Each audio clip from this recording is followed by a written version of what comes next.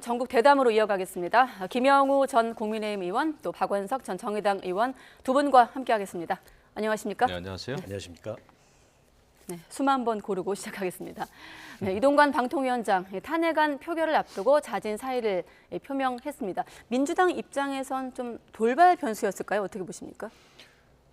민주당으로서는 좀 당혹스럽겠죠. 그 탄핵 발의안 소추를 위해서 굉장히 급하게 네. 지금 진행을 해왔는데, 근데 이제 막상 이동관 방통위원장이 사의를 표명하니까 이거 뺑소니다, 꼼수 사태다 이렇게 얘기를 하고 있어요.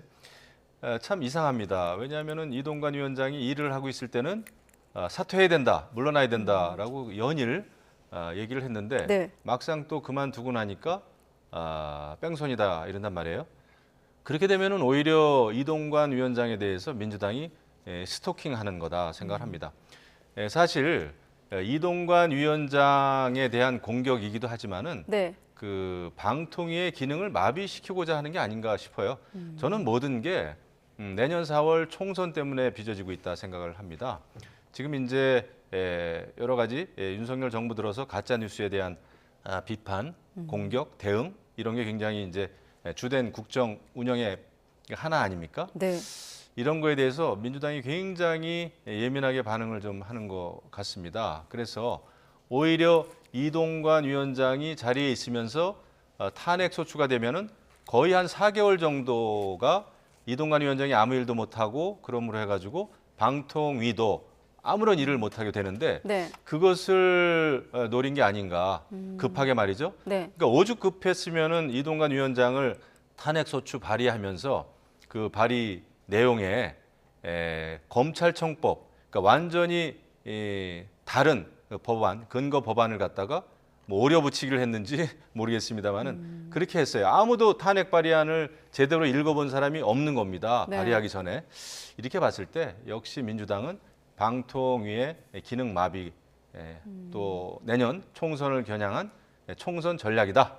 이렇게 저는 보고 있습니다. 네, 이재명 대표가 이런 꼼수 쓸 줄 몰랐다고 했습니다만 이동관 위원장은 그렇게 떠밀린 꼼수 사임이 아니라고 밝혔거든요. 준비가 됐으면 이동관 위원장 사퇴의 변도 한번 들어보고 박 전 의원 생각도 한번 들어보도록 하겠습니다.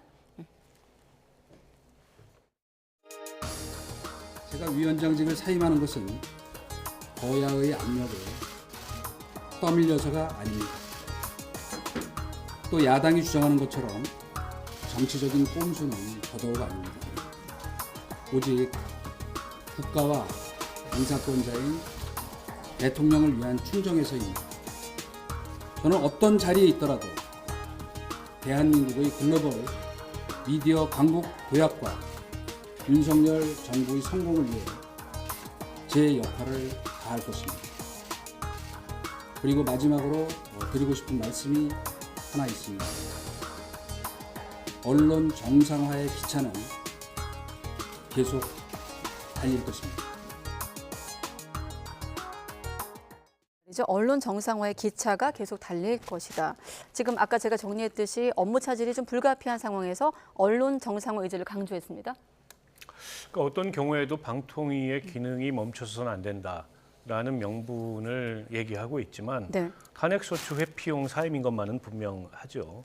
그러니까 이동관 위원장이 그동안에 했던 행위에 대해서 정치적 법률적 책임을 묻고자 하는 건데 그런 정치적 법률적 책임을 묻는 것을 회피하겠다라는 사임이라고 보고요. 네. 결과적으로 보면 어쨌든 지금 그 방통위를 통해서 이루어지고 있는 이른바 뭐 언론 장악이라고 야당에서 지적하는 이제 그런 일들은 계속해 나가겠다라는 정권의 의중 아니겠냐. 야당에서는 이렇게 받아들일 수밖에 없을 것 같고요. 저는 이번에 이동관 위원장의 이제 탄핵 사태를 보면서 드는 종합적인 느낌이 일종의 이제 자업자득이다 이런 생각이 들어요. 이제 국회에서 탄핵 소추라는 건 사실 굉장히 극단적인 그런 경우에 있어서 국회가 견제력을 발동하는 거고 네. 헌법과 법률 위반이 이제 직무수행 과정에서 있어야 되는 겁니다. 근데 그 요건에 부합하는지에 대해서 여러 논란이 있는데, 근데 정치적으로 보면 이동관 위원장은 국회 청문회에서 그 청문 과정부터 시작해서 시종일관 굉장히 그 고압적인 자세를 유지해 왔고, 또 이동관 위원장이 취임하자마자 지금 KBS에서 벌어지고 있는 일과 같은 이른바 이제 공영방송 장악 시나리오가 마치 가동되는 것처럼 네. 그렇게 움직였단 말이죠, 체계적으로. MBC 같은 경우에는 이사장을 해임하려고 했는데 그게 법원에 의해서 제동이 걸려가지고 지금 이사장 해임을 못하고 있는 이런 상황 아니겠습니까?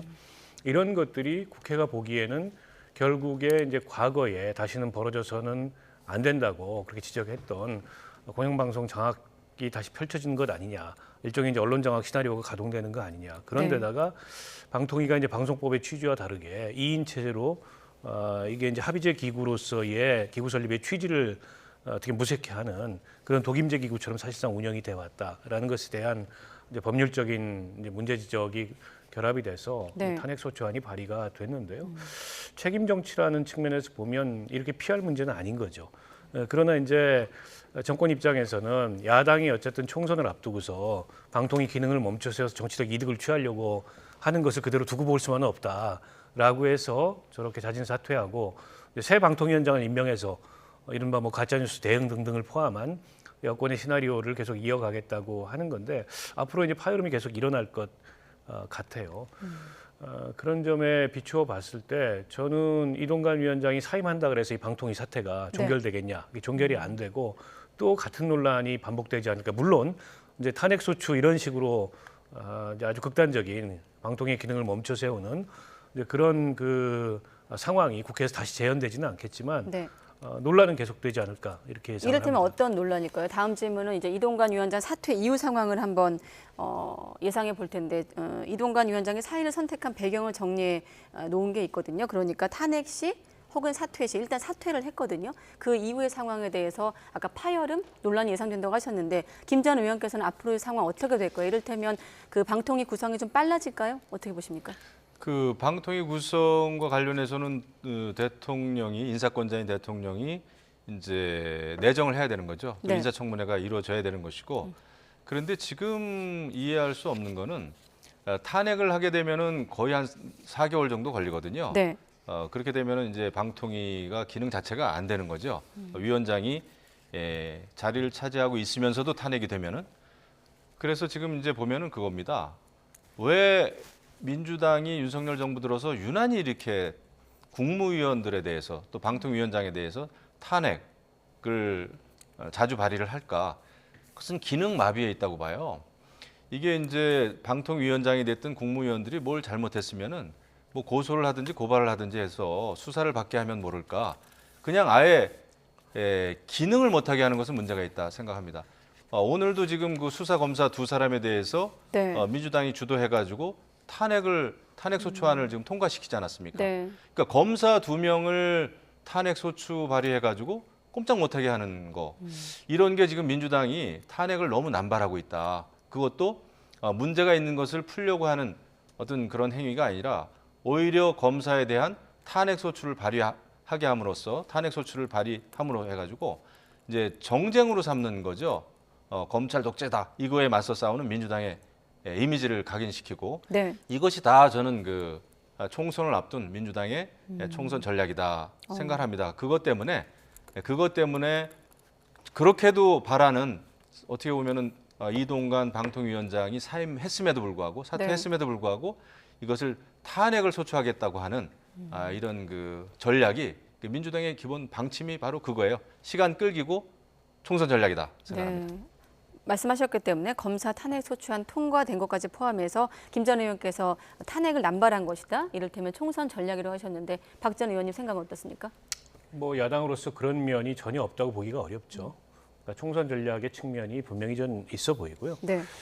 그럼에도 불구하고 전 방통위원장 탄핵은 정치적으로 상당한 어떻게 보면 야당으로서 근거도 있고 이동관 위원장이 그럴 만한 이제 빌미를 제공한 측면도 있고 그래서 네. 제가 아까 자업자득이라는 표현을 썼던 거고요. 검사 탄핵은 조금 다릅니다. 그러니까 검사 탄핵에 있어서는 저도 국회가 갖고 있는 탄핵 소추권을 너무 이제 이 민주당이 남용하는 거 아니야 이런 생각이 들어요. 왜냐하면 손준성 검사 같은 경우에는 이른바 고발사주 사건에 연루돼서 논란을 빚었지만 네. 지금 재판을 받고 있어요. 그럼 재판 결과에 따라서 어떤 형사적 처분이 내려지거나 그에 따르는 또 징계가 따를 수 있거나 이 가운데 놓여 있는 거거든요. 이정섭 그 검사 같은 경우에도 지금 이제 공수처의 수사 대상이 돼가지고 압수수색 받고 직무 배제돼서 대전고검으로 지금 보직이 바뀌었지 않습니까? 네. 때문에 이런 검찰들의 비위 혹은 이제 부적절한 일에 연루돼서 수사를 받거나 재판을 받거나 혹은 그로 인해서 징계를 받을 가능성이 있는 이런 경우에까지 국회가 탄핵 소추권을 행사할 필요가 있느냐. 어떻게 보면 지금 현 정부의 이른바 이제 검찰 정치, 민주당에서는 이걸 검찰 독재라고 표현을 하는 건데요. 그에 대해서 그 비판적이고 또 그에 대해서 국회가 나서 적극적으로 견제권을 행사해야 되겠다. 그 정치적인 배경은 납득이 되는데, 근데 이제 검사들은 행정부의 공무원이잖아요. 근데 행정부의 공무원에 대해서는 행정부 차원의 징계도 할 수 있고 불법을 저지르면은 뭐 수사도 할 수 있는 건데 그에 대해서까지 일일이 국회가 탄핵 소추권을 행사한다는 것은 국회의 권한이긴 합니다만 좀 과하다. 이런 생각이 들어서 네. 검사 두 사람에 대한 오늘 그 통과된 이 탄핵 소추는 과연 이 무겁게 행사해야 할 국회의 탄핵 소추 권한에 부합하는 탄핵인가에 대해서 저는 의문의 여지가 있고 네. 앞으로 이제 방통위 기능이 정상화되려고 하더라도 시간이 한참 필요합니다. 지금 새 방통위원장 후보자를 물색해서 임명을 하더라도 국회 청문 절차를 거쳐야 되고 또 지금 방통위원 공석이 여러 석이 지금 비어 있잖아요. 그것까지 다 임명을 하려면 상당한 시일이 예상이 되기 때문에 방통위가 정상적으로 이 기능을 네. 이렇게 가동하기까지는 여전히 상당한 시일이 걸리고 그 과정에서 상당한 진통이 있지 않을까 예상합니다. 네, 알겠습니다. 뉴스 시간도 오늘 좀 줄어들고 두 분도 좀 바쁘셔서 크게 몇 가지 질문만 드리겠습니다. 자, 다음은 김용 전 원장에 대한 판단인데 대장동 개발 의혹 관련된 첫 번째 사법 판단입니다. 또 김용 전 원장이 이재명 대표의 최측근이라는 점, 또 불법 정치자금 혐의로 실형을 받았다는 점 여러 좀 의미가 있는데 일단 정가에서는 이재명 대표 사법 리스크 재점화 이런 식으로 좀 흘러가고 있거든요. 두 분은 어떻게 보십니까? 이재명 대표의 최측근 정도가 아니라 그러니까 김용이라고 하는 사람은 다른 뭐 친명계 일반적인 의원들이나 그냥 친이명계 정치인하고는 차원이 다릅니다. 이재명 대표가 늘 얘기를 했어요. 그래도 정진상, 김용 정도 돼야 내 측근이라고 할 수 있다. 그리고 이제 김용 씨에 대해서는 내 분신이다라는 얘기도 했고 정말 최측근입니다. 그러니까 성남시 시의원을 거쳐서 또 경기도 대변인도 했었고요. 네. 이재명 경기도지사 때. 그다음에 또 당대표가 되고 나서 이재명 당대표가 김용 씨를 민주당 부원장으로 또 임명을 하지 않았습니까? 그리고 지난 그 대선 경선 때는 총괄 본부장을 맡겼었죠. 그러니까 모든 일이 있을 때마다 가장 그 조직책이라든지 또 모든 것을 총괄했던 사람이 김용이에요. 근데 이번에 5년 실형을 받았고 법정 구속되지 않았습니까? 네. 이제부터 저는 이재명 당대표의 그 말하자면은 재판 리스크, 사법 리스크가 본격화되는 그 시작이 아닌가 생각이 됩니다. 네. 그렇기 때문에 이것을 이제 가볍게 넘어갈 수는 없다 이렇게 생각을 하고요. 결국 이제 민주당이 결국은 이재명 당대표의 사법 리스크에 제대로 딱 걸려들은 게 아닌가 이제 이런 생각이 듭니다. 일단 이 대표 측은 좀 말을 아끼는 분위기에 좀 더 지켜보자라면서 사법 살인이 반복되는 것 같고 항소심이 기대된다고 했거든요. 박 전 의원께서는 어떻게 생각하십니까? 그동안에 이제 대장동 수사가 약간은 소강 국면에 있었던 게 맞습니다. 근데 이제 그 관련해서 이게 대장동 사건, 즉 이른바 이제 배임이죠. 그 배임 사건의 본류는 아니지만 그와 관련돼서 대장동 사업자들로부터 불법 정치자금과 뇌물을 받았다는 혐의를 받는 김용 씨한테 이제 5년이라는 징역형이 내려진 건 어쨌든 이재명 대표로서는 사법 리스크가 한층 커진 것만은 분명하고요. 그동안에 약간은 소강 국면에 있던 대장동 사건에 대한 이 수사 재판이 다시 한번 탄력을 받을 수 있는 이제 그런 어떤 그 도화선이 네. 이번 판결로 인해서 된 게 아닌가 싶은데요. 이제 뭐 김용 씨하고 이재명 대표하고의 관계를 뭐 새삼 거론할 필요는 없을 것 같아요. 이재명 대표도 인정하듯이 네. 그야말로 이제 최측근 중에 한 사람이고 성남시장 시절부터 아주 가깝게 이재명 대표하고 여러 가지 일들을 함께 해왔던 사람이기 때문에 지금 당장 어제 그 판결 난 내용만 보더라도 불법 정치 자금을 6억 원 수수한 걸로 돼 있는데 그게 이제 경선 자금에 쓰였다. 이렇게 지금 재판부 검찰은 기소를 했고 재판부도 네. 이제 그런 그 의심을 가지고서 판결을 내린 건데 그럼 그 종착지가 어디냐? 네. 결국 이재명 대표가 최대 수혜자가 아니냐? 근데 이런 이제 쟁점이 도출될 수밖에 없습니다. 이게 앞으로 이제 김용 씨에 대한 재판 혹은 이재명 대표에 대한 수사 재판에 있어서 또 다른 쟁점이 형성이 되지 않을까 싶고 네. 이 얘기는 다시 뒤집어서 얘기하면 지난번에 체포영장이 한번 그 국회에서 통과는 됐지만 그게 구속영장이 기각된 이후에 어떻게 보면 좀 공고해지고 있던 이재명 대표 리더십이 다시 한번 흔들릴 수 있는 내년 총선을 앞두고 네. 이제 그런 어떤 민주당 내부적인 의미가 되지 않을까 싶습니다. 알겠습니다. 마침 속보가 들어왔습니다. 사실 시간 관계상 좀 건너뛴 질문이었는데 오늘 임시국무회에서 노란봉투법 또 방송 3법에 대한 거부권이 의결됐는데 대통령이 노란봉투법과 방송 3법에 대해서 법률안 제2요구권 거부권을 행사했다는 속보가 이렇게 들어왔습니다. 자, 취임 이후 세 번째 거부권 행사. 민주당도 대통령도 좀 모두에게 부담이 될 거란 게 준비된 질문이었는데 속보가 들어왔거든요. 네. 결국 뭐 예상은 좀 됐던 문제인데 거부권을 이제 행사했다고 하네요. 네. 결국 이제 대통령과 야당 또 여야 관계가 지금 이제 엄청나게 강대강으로 갈등이 더 격화될 가능성이 더 커진 거죠. 네. 지금 이제 검사 두 사람에 대한 뭐 탄핵 소추가 이미 이제 국회에서 통과가 됐고요. 그다음에 이동관 방통위원장에 대해서 탄핵 소추 발의를 했는데 지금 이제 뭐 사퇴함으로 해가지고 그게 일단락이 된 게 아니라 아마 그 이동관 방통위원장이나 방통위에 대해서 민주당은 계속해서 문제 제기를 할 것으로 보입니다.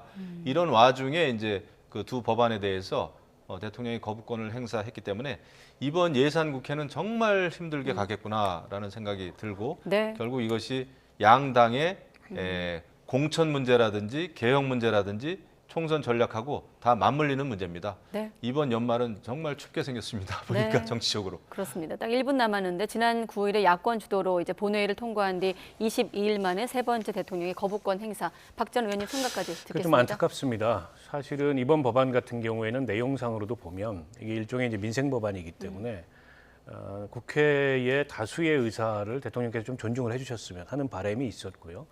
물론 이제 그 정부 여당에서는 일방적으로 통과된 거 아니냐 이렇게 말씀을 하시지만 그조차도 어쨌든 국회라는 대의기관에서 이제 다수의 의사거든요. 그러니까 대통령 거부권이라는 게 우리 헌법과 법률에 명시가 돼 있지만 매우 제한적으로 예외적으로 사용이 돼야 되는데 이렇게 정부 여당이 동의하지 않는 법안은 전부 다 거부권 행사하겠다. 그러면 이게 국회 구성이 바뀌기 전에는 계속 이런 일들이 반복되는 건데 그럼에도 불구하고 대통령께서는 야당과 대화나 어떤 타협이나 소통의 의지마저 없으시지 않습니까? 야당 대표를 지금까지 한 번도 안 만나고 그럼 강경 일변도로만 치닫고 있어서 야당은 또 야당대로 이에 대해서 반발을 할 거고 앞서 김영호 의원님 말씀하셨듯이 국회 선진화법상 12월 2일까지 새 예산안이 통과돼야 되는데 이 일은 고사하고 연내에 과연 통과가 가능할지 이렇게 되면 상당한 진통이 예상이 됩니다. 네, 알겠습니다. 상당한 진통이 예상이 되고 아까 어느 때보다 추운 겨울이 예상된다고 하셨죠? 네, 함께 지켜보기로 하고 못다한 또 질문은 다음 시간에 이어가도록 하겠습니다. 김영우 전 의원, 박원석 전 의원 두 분과 함께했습니다. 고맙습니다. 좋습니다.